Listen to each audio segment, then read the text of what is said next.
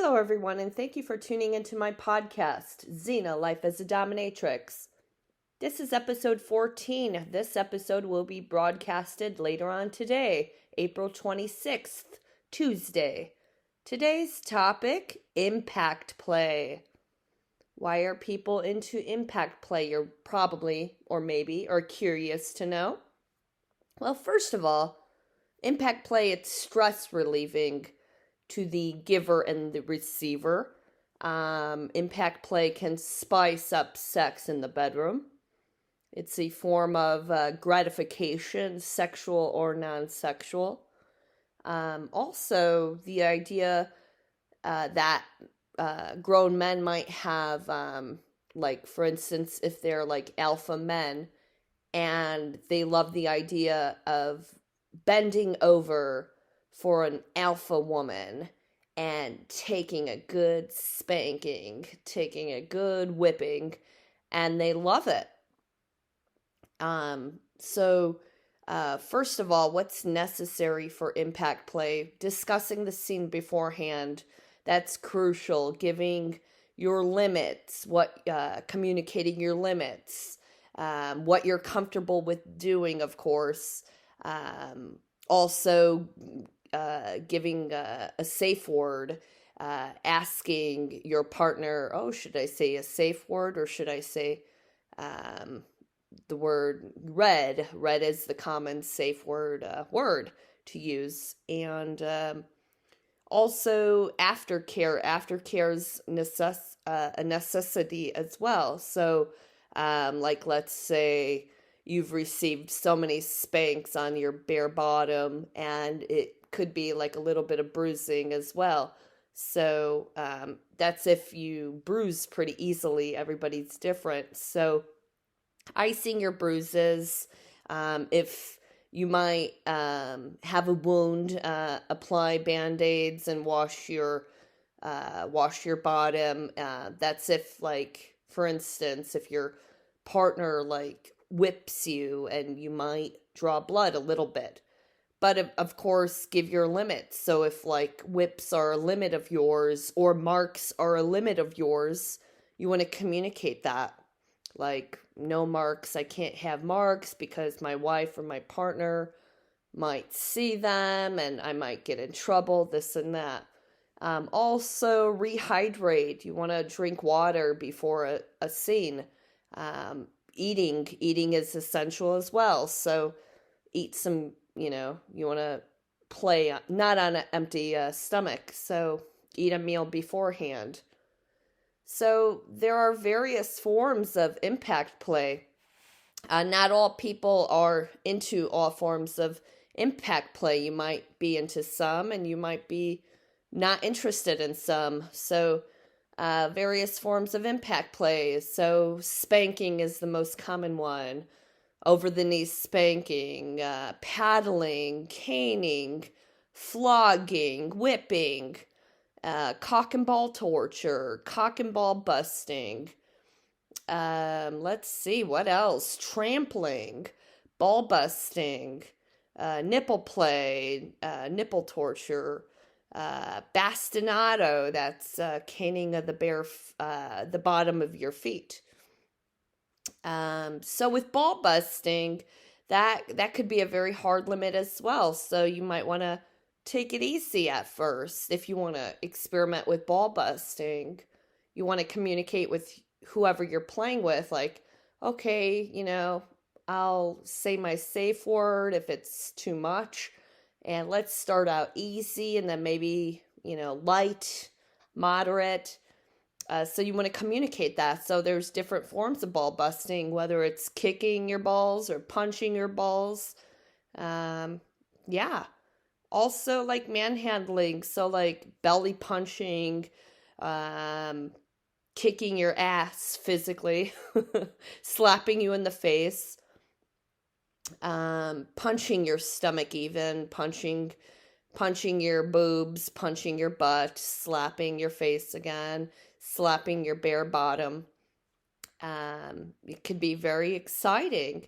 And also you want to communicate your limits. You might be into spanking, but you might not be into ball busting, like hitting your genitals might be a hard limit. So you want to communicate that. So the person that receives impact, I mean, the feeling can feel thuddy, it could feel stingy, it could be gratifying to you, stress relieving. It doesn't necessarily lead up to sex, impact play, or it can. It's up to you and your partner. Discuss the scene beforehand, of course. But yeah, impact play is pretty common BDSM practice. It can trigger the release of pretty much feel good endorphins. But for me, when I do impact play, it's stress relieving to me. It's exciting. It's fun. I do it safely, sane, and consensual. Safe, sane, and consensual. That's the motto to BDSM. It's very important. So, but I have a great time with it. I'm not the receiver, I'm the giver. Also in the bedroom. So, like for instance, if you and your partner want to spice things up in the bedroom, maybe, you know, you're having sex doggy style and you're comfortable with receiving spankings on your bare ass. Or if you're on top and you slap your partner in the face gently, though. You don't want to cause any bruises to the face, obviously. No punching to the face as well. Common sense. But face slapping is pretty common as well. Some people like to get slapped in the face during sex, and some people don't. But you want to communicate that with your partner. But yeah, receiving spankings, it provides a feeling of release too. So if you're just tied to the bed and your bare ass is facing your partner and you're receiving a nice spanking, it's supposed to feel good. And it might not feel good. It all depends on the person. Everybody's different. So who's into impact play? I mean, bottoms, submissives, slaves, pain sluts, masochists, people that are curious into trying it out, so exhibitionists, and those that want to, you know, if the sex life is too vanilla and they want to spice it up, you know, nice spanking or slapping and bondage. Those are great ways to spice things up in the bedroom. So where to hit? Let's see. Well, this is very important. The bare ass or keeping your panties on, but you'll feel more of an impact when your ass, when there's no cloth on your ass. Upper back, upper thighs. Let's see. First, like if you want to try out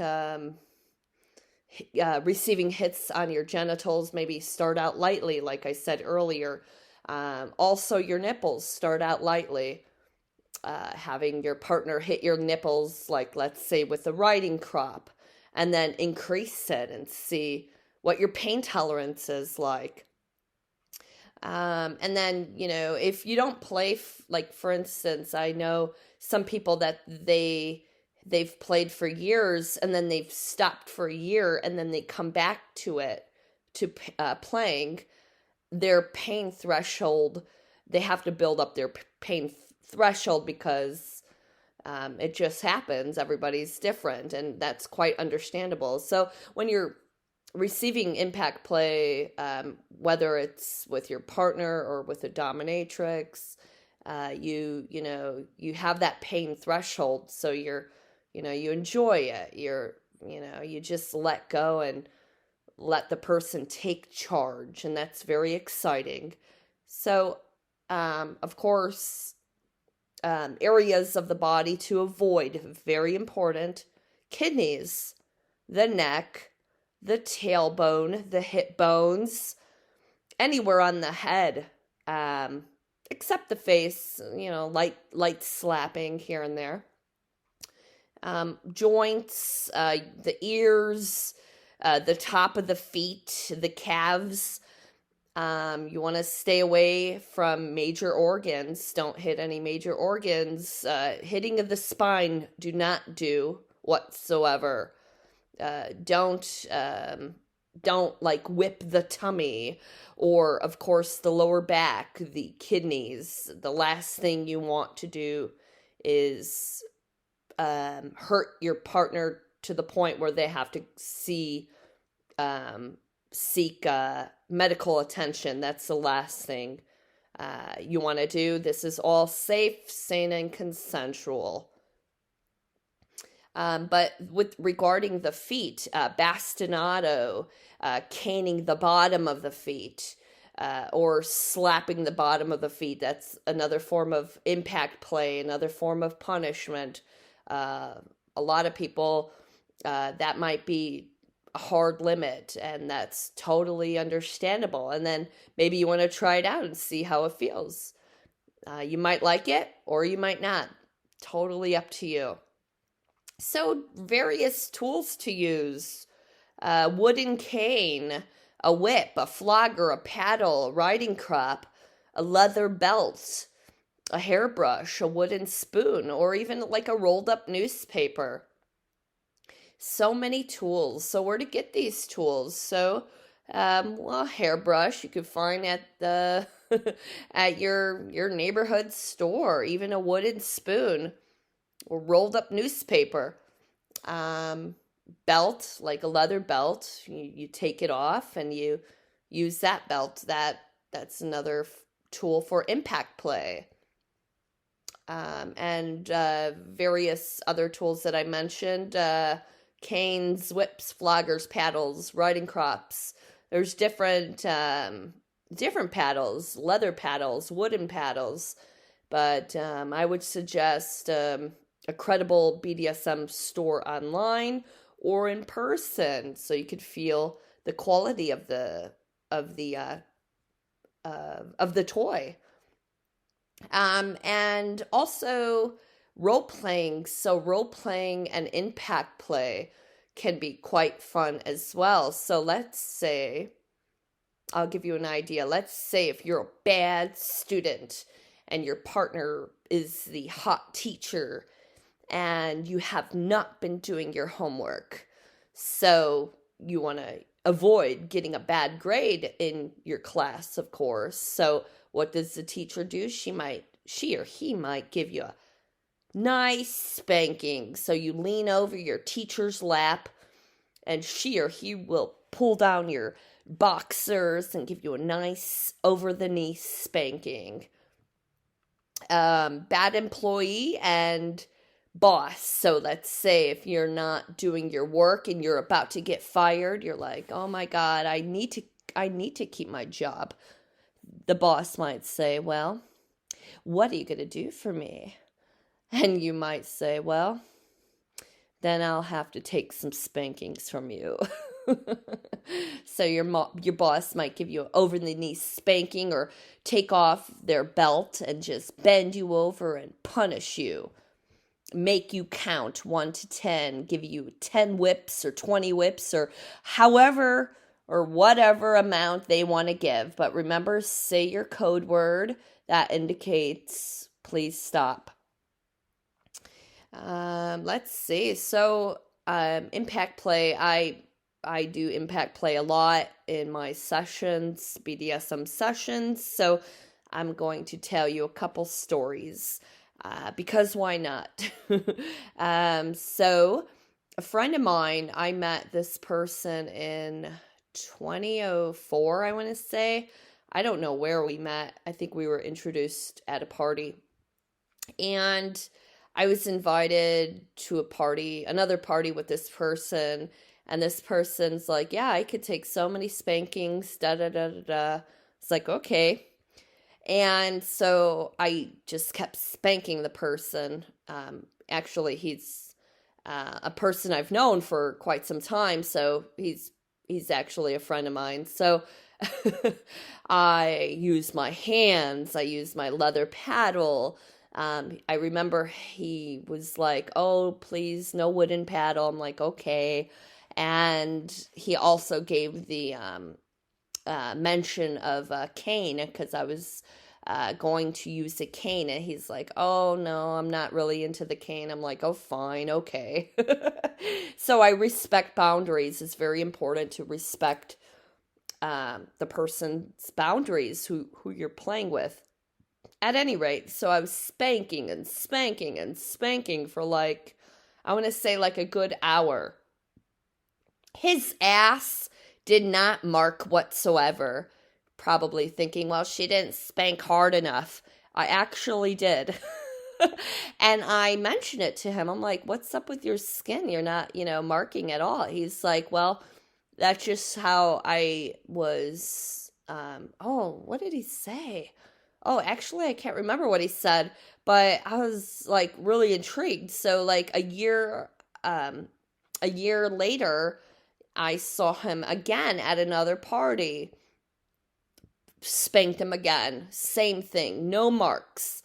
No marks whatsoever. The last time I played with him, I want to say like about 5 years ago at a BDSM party, spanking him, spanking him, and spanking him. Still, no marks. This person just doesn't mark at all. His ass doesn't turn red at all. It's really like something.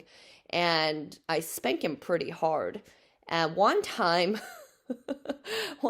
my hand was actually like pretty sore because of all the spanking for like a good hour straight, no nonstop. And also I forgot to mention the most fabulous thing to use for spanking is your bare hands, of course. And anyway, so that's a friend of mine, spanking, and he's like, yeah, several dominatrixes have spanked me. I'm like, that's great. So he's been around the block. Another party I remember, this woman, she her and her husband were in the BDSM scene in Chicago. The husband was master, she was slave. And basically, he would let anybody play with her at the party. Anybody that knew him, of course. And so I had asked them, I'm like, oh, she, does she need more spankings? Would you like me to assist? He's like, oh, go for it. No problem. And this was in front of everybody. And she has a very high pain threshold, pain tolerance. So I remember I asked her husband, her master, what are her limits? And he was like, she doesn't have any. I was like, are you serious? And what's her pain tolerance? He's like, oh, she could take heavy pain. So I worked, I grabbed the flogger, grabbed the belt, and started spanking her, flogging the top of her back. I had her strapped to the St. Andrew cross at this party. It was at my party, it was another party, and this was, I want to say, around 2004 again, or 2003, one of those years. But I remember this because she's one of the one of the first people that I really dished out on, giving the pain, using a single tail whip. Of course, not everybody's into a single tail whip because it could be very intense, and not everybody's into that. Like I said earlier, some people have a very high pain threshold and some people have a low pain threshold. So those who obviously have a low pain threshold, you don't want to use a single tail whip on, of course. At any rate, so I kept whipping her, whipping her bare ass, whipping the top of her back. And also using a cane. So using a cane on her bare ass, the top of her thighs. And she did not flinch. This woman did not flinch. I was just mesmerized. Wow, you are really marked up and you're not flinching. This is fascinating to me. And then I turned her around, had her still strapped on the cross, and started to gently punch her breasts. Because her master husband was like, you could do anything. But I wanted to ask her, like, how does that feel? How does that feel? I wanted to communicate with her too. Although she was very quiet, communication's key, very important. She's like, you could go harder. I was like, okay. So I kept going harder, harder. Still no flinching, just moaning. And she just, you could, I saw her face just really like smiling, enjoying herself. So I kept doing it harder and harder, pinching her nipples, punching her breasts harder and harder. And then her her husband, master, whispered in my ear. He's like, be careful, I paid for those. So she had fake breasts. And I was like, oh, okay. So that, I think that probably was the first time also where I've ever felt a pair of implants in my life. And I was just like really fascinated, like, wow, this woman can, she can take it. And yeah, so why I remember that, I don't know. It was just really fascinating. So yeah, with impact play, you want to start out with slow. You want to start out small. So starting out with your bare hands, do a little warm up, increase, like after the hands, grab your flogger, and then grab a paddle. You don't want to start out with a whip or a cane, because honestly, those are very, those are pretty much for the masochists, the pain sluts. And, but if you're curious about receiving a caning, just make sure your partner goes slow, gentle. And then if you're into it, you're into it. If you're not, you're not. But I must say, the cane will mark you. The whip will mark you. So if you cannot receive marks, I would suggest just having the person you're playing with using the bare hands or a flogger. A wooden paddle does mark as well. It all depends as to the intensity that you're receiving. So if you're receiving like a heavy paddling, you will be marked. How long does the mark last, you might wonder? Everybody's different. So the marks might last for a couple hours or a day or two or 3 or a week. And yeah, it's very important to communicate what you're into and what you're not into. It's very important to practice safe, sane, and consensual. Important to receive a code word. It's important to give a code word. It's important to say that code word. So if it's too much, say mercy. So yeah, with bondage. So yeah, like bondage is a great way to mix with impact play. So you're tied to the bed and you're facing up and your partner wants to spank your genitals. It might feel good or it might not feel good. Everybody's different. So you want to start out small and then work your way up. So yeah, I hope this talk was helpful to you. You know, try it out. Try out impact play. Start out slow. Ball busting might be too extreme. So maybe like gentle slapping to the genitals. And then if you want your pain tolerance, if you want more, maybe communicate that, like, oh, can you give me more? I want more. And then say your code word if it's too much. So, yeah, this was great to talk about. So if you have any questions about impact play, feel free and send me an email and I'd be happy to answer your questions. And yeah, this is great. This is a great talk. You all have a great day. Bye.